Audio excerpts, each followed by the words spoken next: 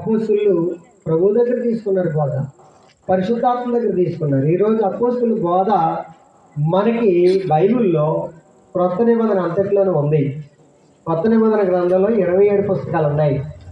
27 పుస్తకాల్లో పత్రికలు ఉన్నాయి. సువార్తలు 4 తీసేస్తే మిగిలినటువంటి పత్రికలు ఉన్నాయి. ఈ పత్రికలు 14 పత్రికలు పౌలు గారు రాస్తే మిగిలిన 6 7 మరి మిగిలినటువంటి అపోస్తులు రాశారు. ప్రవక్తలు కూడా అందులో ఉన్నారు. కాబట్టి ఇక్కడ అపోస్తులు ఈరోజు మనకి ఇచ్చినటువంటి పత్రికలు, పౌలు గారు అపోస్తులుడు, ఆయన రాసిన పత్రికలు 13 ఉన్నాయి. పేతురు గారు 3 పత్రికలు రాశారు. యోహాను గారు 4 గ్రంథాలు రాశారు. ఇలాగా మత్తయి గారు ఒక సువార్త రాశారు. అలాగే మత్తయి, మార్కు, లోక, యోహాను గారు గ్రంథం రాశారు. ఇలాగా అపోస్తుల బోధ వారు ఇచ్చినటువంటి పత్రికల ద్వారా, అపోస్తుల బోధ వారు ఇచ్చినటువంటి సువార్త పుస్తకాల ద్వారా మనకి సమాచారం ఇవ్వబడింది. ఆ సమాచారాన్ని మనం అనుసరిస్తున్నామా లేదా, లేకపోతే దానికి మించి వెళ్ళిపోతున్నామా, లేకపోతే దానికి తెలియకుండా క్రైస్తవులు చలమణి అయిపోతున్నట్లయితే మనం బండగా చెప్పాలంటే శాపగ్రస్తులు అవుతామని చెప్తున్నాడు. ఈ మాట అపోస్తులే చెప్పారు. అపోస్తులు పరిశుద్ధాత్మతో కలిసి పనిచేశారు. పరిశుద్ధాత్మతో అపోస్తులు కలిసి పనిచేశారు. లేఖనాలు రాయించడము పరిశుద్ధాత్మ వలన ప్రేరేపింపబడి గ్రంథాలు రాశారు. కాబట్టి వాళ్ళు ఇచ్చినటువంటి పత్రికలు కానీ, వారు ఇచ్చినటువంటి పుస్తకాలు కానీ ఏమైతే ఉన్నాయో అందులో క్రైస్తవులకు కావలసినటువంటి విధులు ఉన్నాయి, విధానాలు ఉన్నాయి, కావలసినటువంటి ఆత్మీయ జీవితానికి కావలసినటువంటి బోధలు ఉన్నాయి, రక్షణకు కావలసినటువంటి బోధలు ఉన్నాయి. దాని పరిధులు దాటితే అపోస్తుల బోధ పరిధులు దాటినట్టుగా మనం శాపగ్రస్తులు అవుతాం. అపోస్తులు ఈ మాటలు ఖండించారు. గలతీయులకు రాసినటువంటి పత్రిక 1వ అధ్యాయము 6వ వచనం నుండి చూస్తే అపోస్తుల బోధకు భిన్నమైన బోధ మొదటి శతాబ్దంలోనే వచ్చింది. అపోస్తుల బోధకు భిన్నమైన సువార్త వచ్చింది, భిన్నమైన విధులు వచ్చాయి, కట్టడలు వచ్చాయి. అప్పుడు వాళ్ళు ఖండించారు. పౌలు గారు ఇక్కడ ఖండించారు. ఏమనంటే, క్రీస్తు కృపను బట్టి మిమ్మల్ని పిలిచిన వారిని విడిచి భిన్నమైన సువార్త తట్టుకు మీరు ఎంత త్వరగా తిరిగిపోవడం చూడగా నాకు ఆశ్చర్యమోకి చూడదు అన్నాడు. సంఘం కట్టినటువంటి కొద్ది నాళ్ళలోనే మొదటి శతాబ్దంలో మొదటి ప్రయాణంలో సంఘం కట్టాడు. రెండో ప్రయాణం వచ్చేటప్పటికి, రెండో ప్రయాణానికి వెళ్ళకముందే అప్పుడే గలతీ పట్టణంలో, గలతీ రాష్ట్రంలో అప్పుడే భిన్నమైన సువార్త వచ్చేసింది. భిన్నమైన సువార్త వచ్చినప్పుడు సున్నతి అనేటువంటి పెద్ద సమస్య తీసుకొచ్చారు. క్రైస్తవులకు సున్నతి చేయబడాలి అనేటువంటి వాదన తీసుకొచ్చారు యూదులు. కాబట్టి ఈ సున్నతి పాటించాలా వద్దా అని క్రైస్తవులు సతమతం అయిపోతూ ఉన్నారు. ధర్మశాస్త్ర సంబంధమైనటువంటి విధులకు లోబడేటువంటి పరిస్థితి వచ్చింది. వచ్చినప్పుడు పౌలు గారు వారితో వాదించి గలతీ రాష్ట్రంలో ఉన్నటువంటి ప్రజలకి, లేకపోతే అంతియోకియాలో ఉన్నటువంటి సంఘంలోకి వచ్చినటువంటి యూదులతో మాట్లాడినప్పుడు ఎటు తేల్చుకోవాలో అర్థం కానప్పుడు వారు యెరూషలేము అపోస్తుల దగ్గరికి పంపుదాం, వారు ఏది చెప్తే దాన్నే పాటిద్దాం మనం అని అపోస్తుల దగ్గరికి పంపించారు. కాబట్టి పౌలు గారు చెప్పారు, భిన్నమైన సువార్త తట్టుకు మీరు ఎంత త్వరగా తిరిగిపోవడం చూడగా నాకు ఆశ్చర్యం అవుతుందని. కాబట్టి అక్కడ వెళ్ళి పరిష్కారం చేసుకున్నప్పుడు అపోస్తులు చెప్పారు, మేము సున్నతుడి గురించి బోధించలేదు, అది రక్షణకు అవసరం లేదు అని ఎప్పుడైతే బోధించారో సంఘం దాన్ని ఆచరించడానికి ఇష్టపడ్డారు. భిన్నమైనటువంటి బోధని అప్పుడు వ్యతిరేకించారు వాళ్ళు. కాబట్టి మేము ఏ బోధ వినాలి, మేము ఎలాగో క్రైస్తవ జీవితం కట్టుకోవాలి అని అనుకున్నప్పుడు వాళ్ళు ఏం చేశారంటే తెలుసుకోవడానికి అపోస్తుల దగ్గరికి వెళ్ళినట్టుగా మనం చూస్తూ ఉంటాం. అక్కడ అపోస్తులు ఒక మాట అంటారు. అపోస్తుల కార్యాల గ్రంథం 15వ అధ్యాయంలో, అపోస్తుల కార్యాల గ్రంథం 15వ అధ్యాయము ఇక్కడ యాకోబు గారు తెలియజేస్తూ ఉంటుంటారు. అపోస్తుల కార్యాలు 15వ అధ్యాయం 22-23 వచనం చూడండి. వీరు వ్రాసి వారి చేత పంపినది ఏమనగా, అపోస్తులను, పెద్దలైన సహోదరులను, అద్యోకాలోని, సిరియాలోను, కిలికియాలోను నివసించు అన్ని జనులుగా నుండిన సహోదరులకు శుభము. కొందరు మా యొద్ద నుండి వెళ్ళి తమ బోధ చేత మిమ్మును కలవరపరిచి మీ మనసును చెరుపుతున్నారని వింటిమి. వారికి మేము అధికారం ఇచ్చి ఉండలేదు అంటాడు. వారికి మేము ఎవరివ్వలేదంటే అధికారం? అపోస్తులు అధికారం ఇవ్వలేదు. అపోస్తులు అధికారం ఇస్తేనే మిగిలిన వాళ్ళు మాట్లాడాలి. అపోస్తులు అధికారం ఇవ్వకపోతే మిగిలిన వారు మాట్లాడకూడదు. ఒకవేళ మాట్లాడితే వాళ్ళ సొంత బోధ అవుతుంది. అది ఆ సొంత బోధ అయ్యిందంటే దానివల్ల రక్షణ పొందరు, శాపగ్రస్తులు అవుతారు. ఎందుకంటే అపోస్తుల బోధ ఒక్కసారి అప్పగించబడింది.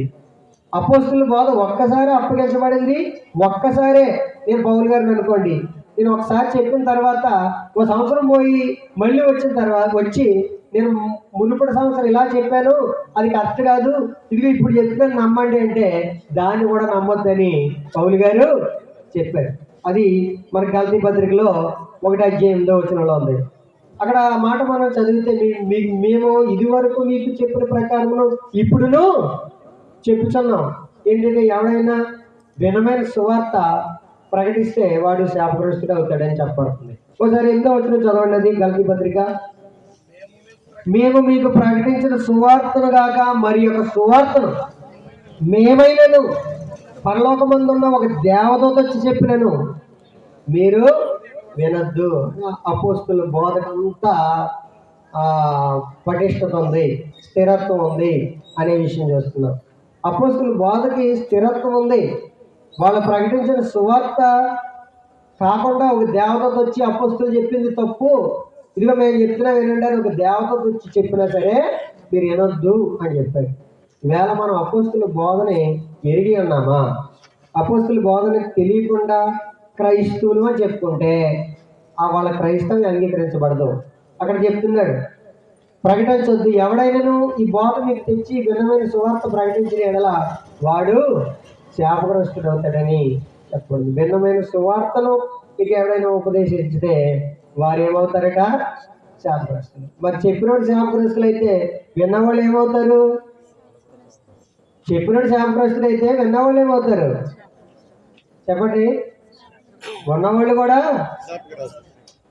ఇప్పుడు ఎవరో అరే అక్కడ నూనె డబ్బా ఉంది, పామ్ ఏంటది సన్ఫ్లవర్ ఆయిల్ డబ్బా ఉంది, అది డబ్బా 2200 రూపాయలు, నీకు 1000 రూపాయలకి ఇస్తున్నాను, కావాల్సి తీసుకో, లేకపోతే ఇంకోటి వచ్చి తీసిపోతాడు అని అన్నాం అనుకోండి, వెళ్ళి గబగబా తెచ్చేసుకుంటాం. వెనక ముందు చూడండి 1000 రూపాయలకి వస్తుందని. తీరా అక్కడికి వెళ్ళిన తర్వాత పైనుంచి వచ్చినప్పుడు 1 లీటర్ ఆయిల్ పడింది, ఆ తర్వాత ఏం పడుతుంది? వాటర్ పడుతుంది. ఇప్పుడు ఎవరు నష్టపోయారు? చెప్పినోడే నష్టపోయాడు, అమ్మినోడే నష్టపోయాడా, లేకపోతే మీరు నష్టపోయారా? కాబట్టి అది ఇక్కడైతే ఇద్దరు నష్టపోతారు, అక్కడైతే 1000 రూపాయల లాభం సంపాదించుకుంటారు. కాబట్టి బోధ ఈ సేవకులందరూ ఇంతే, వాళ్ళంతే, వీళ్ళంతే అన్న మనుషుల మీద నెట్టకూడదు. ఎవరేం చెప్తున్నారో వినాల్సినటువంటి బాధ్యత ప్రతి ఒక్కరికి ఉంది.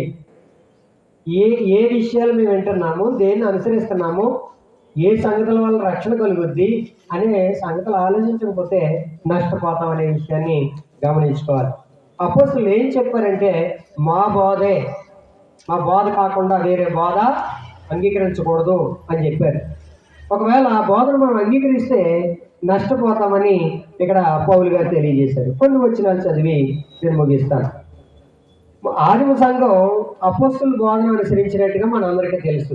2వ అధ్యాయము అపోస్తుల కార్యాలు 42వ వచనంలో వీరు అపోస్తుల బోధ యందును సహవాసం అందును రొట్టె విరుచుట యందును ప్రార్థన చేయడం యందును ఎడదు. 3000 మంది క్రైస్తవులు అయ్యారు.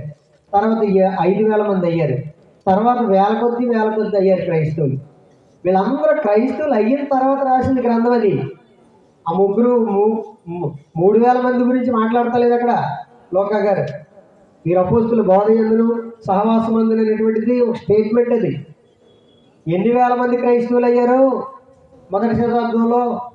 మొట్టమొదటి 3000, తర్వాత 5000, తర్వాత సంఖ్యకి విస్తరించినటువంటి క్రైస్తవులు వాళ్ళందరూ కూడా మరి డిఫరెంట్ ప్లేసుల్లో చెదిరిపోయారు. వాళ్ళందరూ కూడా సమరయలో, యోదయలో, యెరూషలేములో, చుట్టుపక్కల ఉన్నటువంటి ప్రాంతాల్లో క్రైస్తవులు అయిన వారందరూ కూడా అపోస్తలుల బోధయందు సహవాసమందు వారి విశ్వాసాన్ని కొనసాగించుకున్నారు. ఆ బోధ మారకూడదు ఎప్పటికీ. ఈ వేళకు 2000 సంవత్సరాలు అయింది. ఇంకా 2000 సంవత్సరాల తర్వాత యేసుప్రభు వచ్చినా సరే ఆ బోధ అప్పుడు వరకు అలాగనే ఉండాలి తప్ప దాని పరిధిలో ఎవరు కూడా దాటకూడదని అపోస్తులు బోధించారు. అపోస్తులు అలా బోధించడానికి అధికారం ఎవరిచ్చారు అని అంటే ప్రభువైన యేసుక్రీస్తు పరిశుద్ధాత్మ తండ్రి దేవుడు ఇచ్చారు. ఇది మానవులు కల్పించేది కాదు. కొన్ని విషయాలు మాట్లాడదాం. అపోస్తుల కార్యాల గ్రంథం 16 అధ్యాయము 4వ వచనం చదువుతాం. అపోస్తుల కార్యాల గ్రంథం 16 అధ్యాయము 4వ వచనం ఒకసారి చదువుతాం. త్వరగా చదవండి. వారు ఆయా పట్టణముల నుండి యెరూషలేములో ఉన్నటువంటి అపోస్తులను పెద్దలను, అదిగో అక్కడ 16 అధ్యాయంలో అన్య దేశాలకి సువార్త వెళ్ళింది. ముందేమో యూదయ దేశంలో సమరయ ఈ పట్టణాల్లో సువార్త వ్యాపించింది. తర్వాత అన్యులకు సువార్త వెళ్ళింది. సమరయలో కూడా అన్యులు ఉన్నారు. కలాకాల సువార్త విస్తరించింది. విస్తరించినటువంటి ప్రజలందరూ క్రైస్తవులు అయిన తర్వాత వాళ్ళు వాళ్ళ ఆరాధన, సంఘ కార్యక్రమాలు, వాళ్ళ విధులు విధానాలు ఎలా జరుపుకోవాలో నిజంగా వారికి తెలియడానికి వాళ్ళ దగ్గర బైబిల్ లేదు. కాబట్టి ఎలా తయారు చేసుకోవాలి, ఎలా కార్యక్రమాలు నడుపుకోవాలని వాళ్ళు తెలుసుకోవడానికి పెద్దలని, అపోస్తుల్ని ఆశ్రయించారు. అప్పుడు అపోస్తులు చెప్పారు, ఇది ఎలా చేసుకోవాలి, ఇది ఎలా చేసుకోవాలి, ఇది ఎలా చేసుకోవాలని. అది చెప్తున్నాడు ఇక్కడ. చదవండి. వారు ఆయా పట్టణముల ద్వారా వెళ్ళి యెరూషలేములో ఉన్న అపోస్తులను పెద్దలను నిర్ణయించిన విధులను కైకొనుటకు వాటిని వారికి అప్పగించిరి. వాటిని వారికి, వేటిని? విధులను. ఎవరి విధులను? అపోస్తుల యొక్క విధులను. అపోస్తుల యొక్క విధులను కైకొనుటకు క్రైస్తవుల్ని అప్పగించారు. ఇక్కడ 100 మంది క్రైస్తవులు అయ్యారు. అయ్యా మేమేంటి రేపటి నుంచి ఏం చేయాలి, ఆరాధన ఎలా చేయాలి, సంఘ కూడికల కార్యక్రమాలు ఎలా జరుపుకోవాలంటే ఈ 100 మందికి ఇదిగో అపోస్తులు నిలబడి ఇది ఎలా చేసుకోండి, ఇది ఎలా చేసుకోండి, ఇది ఎలా చేసుకోండి అని చెప్పారు. అందుకే నేను ఇష్టం వచ్చినట్టు చేసుకోవడానికి కుదరదు. ఒక బోధ ఉంది, దానికి ఒక క్రమం ఉంది, దానికి ఒక అధికారం ఉంది. వీటన్నిటికి సంబంధించి అపోస్తులు ఇలా చేసుకోండి అని వాళ్ళకు ఒక రూట్ ఏర్పాటు చేశారు. వాళ్ళ సొంత బోధ, సొంత కార్యక్రమాలు సంఘాలు స్థాపించుకోలేదు. ఈవేళ సొంత కార్యక్రమాలు, సొంత విధులు, సొంత పద్ధతులు సంఘాలు ఏర్పాటు చేసుకున్నారు. ఒక సంఘానికి ఒక్క విధులు ఉంటాయి, ఇంకో సంఘానికి ఇంకొక విధులు ఉంటాయి, ఇంకో సంఘానికి ఇంకొక విధులు ఉంటాయి. కానీ క్రీస్తు సంఘానికి ఒకటే విధి ఉంటుంది, క్రీస్తు బోధ, పరిశుద్ధాత్మ బోధ. అదే అపోస్తుల బోధ. అది మాత్రం తప్ప వేరే బోధ ఏది కూడా ఉండదు. ఇది క్రీస్తు సంఘం యొక్క విధానం. అయితే ఇంకొక మాట మనం చదువుతాం త్వరగా. తెస్సలోనికైలకు రాసినటువంటి పత్రిక, మొదటి పత్రిక చదివేసాం. రెండో పత్రికలో 3:6 చదువుతామండి. 3:6, రెండో పత్రిక 3:6. సహోదరులారా, మా వలన పొందిన బోధన ప్రకారం కాక, అదిగో మా వలన పొందిన బోధన ప్రకారం కాక. ఎవరి బోధ వలన? ఏమండి, ఎవరి బోధ వలన? అపోస్తుల బోధ వలన ప్రకారం. అప్పుడే మొదటి శతాబ్దం కావచ్చు, 1st సెంచరీ కావచ్చు, 21st సెంచరీ కావచ్చు, 25th సెంచరీ కావచ్చు, ఏదైనా కావచ్చు, ఏ శతాబ్దం అయినా కావచ్చు, యేసుక్రీస్తు వచ్చేంత వరకు ఒకే ఒక బోధ, అది అపోస్తుల బోధ. ఆ బోధన ప్రకారం అంటున్నాడు. ఏ బోధ ప్రకారం వెళ్ళాలంటండి? అపోస్తుల బోధన ప్రకారం వెళ్ళాలి అంటున్నాడు. అక్రమంగా నడుచుకున్న వారికి ఒకవేళ అక్రమంగా నడుచుకున్న వారంటే అపోస్తులకి ఇవ్వబడినటువంటి బోధ అనేటువంటి ప్యాకేజీకి వ్యతిరేకమైంది కానీ, భిన్నమైంది కానీ ఎవరైనా మీకు బోధించినట్టుగా మీకు అర్థమైతే తొలగిపోండి అందులో. అది అక్రమం, దాన్ని నమ్మొద్దు, మీకు రక్షణ కలగదు, తొలగిపోండి, దాంట్లోంచి బయటకు వచ్చేయండి అంటున్నారండి అపోస్తులు. అపోస్తులు అంటున్న మాట నేను అంటున్న మాట కాదు అది. తొలగిపోవాలని మన ప్రభు అయినటువంటి యేసుక్రీస్తు పేరట ఆజ్ఞాపిస్తున్నారండి వాళ్ళు. ఆజ్ఞాపిస్తున్నాడు. బోధన ప్రకారం యేసుక్రీస్తు పేరట మీకు ఆజ్ఞాపిస్తున్నాను, అక్రమంగా నడుచుకునే వాళ్ళు అందులో తొలిగిపోండి ఒకవేళ అపోస్తుల బోధ కాకపోతే అంటున్నాడు. అపోస్తుల మా వలన పొందిన బోధన ప్రకారం అన్న దగ్గర 4 వేసి అపోస్తుల పారంపర్యము అని ఉంది. ఎవరు పార్యం అంటే అపోస్తుల క్షమించాలి నన్ను మీరందరూ. నేను ఒక ఆయన్ని అడిగాను, నన్ను అడిగాడు ఒక ఆయన, ఏమండి మీరు క్రిస్మస్